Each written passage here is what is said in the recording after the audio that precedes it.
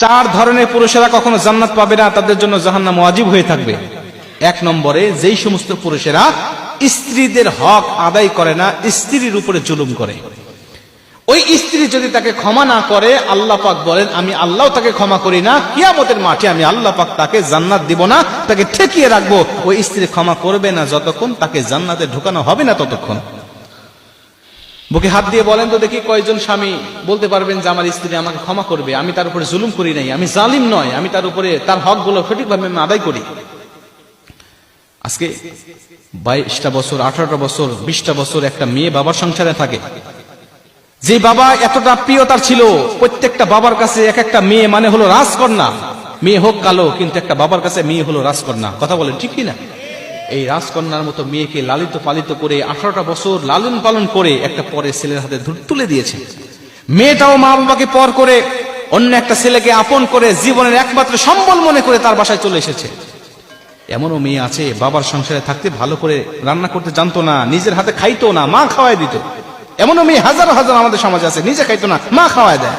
ওই মেয়ে এখন স্বামীর সংসারে গিয়ে নিজে রান্না করে, নিজে খায়, শ্বশুর শাশুড়িকে খাওয়ায়, স্বামীকে খাওয়ায়, সন্তানদেরকে খাওয়ায়।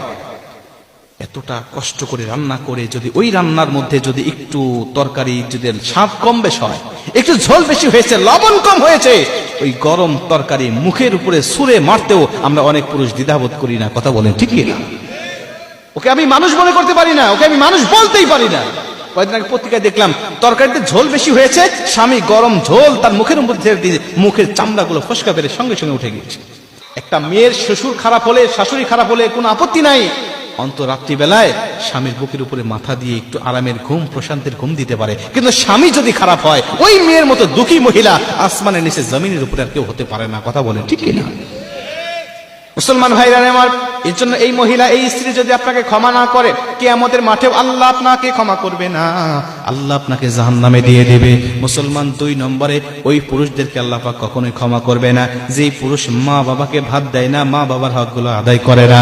3 নম্বরে, ওই পুরুষকে আল্লাহ পাক কখনোই ক্ষমা করবেন না যেই পুরুষ হওয়ার পরেও নারীর বেশ ধরে, নারীর পোশাক পরিধান করে, নারীদের সাজে সজ্জিত হয়। এমন পুরুষ আমাদের সমাজে আছে না নাই? কানে দুল পরবে মহিলারা না পুরুষেরা? কি কানে দুল কারা পরবে? অনেক পুরুষের কানেও দুল দেখা যায়। কথা বলেন ঠিক কিনা? হাতে চুড়ি পরবে মহিলারা, কিন্তু অনেক পুরুষের হাতে চুড়ি দেখা যায় কি যায় না? যায়। আপনাদের বগুড়ায় আছে? ব্যাস পরে, মানে চুড়ি পরে না, ব্যাস পরে। মুসলমান ভাইরা আমার শুনে নেন, আবার যদি কোনো মহিলা পুরুষের সাথে সজ্জিত হয়, আল্লাহ পাক তাদেরকেও জাহান্নামে দিবেন। শুধু জাহান্নামে না, আল্লাহ পাক নিজে লাআনত করেন তাদের উপরে, ফেরেশতারা লাআনত করেন তাদের উপরে। যারা পুরুষ হয়ে মেয়ের পোশাক পরিধান করে মেয়ের সাথে সজ্জিত হয়, অথবা যারা মেয়ে হয়ে পুরুষের সাথে সজ্জিত হয়, আমার আল্লাহ তাদেরকে কিয়ামতের মাঠে জাহান্নামে নিক্ষেপ করবে। জোরে কর নাউজুবিল্লাহ। মুসলমান ভাইরা আমার, খুব মনোযোগ দিয়ে শুনে নেন।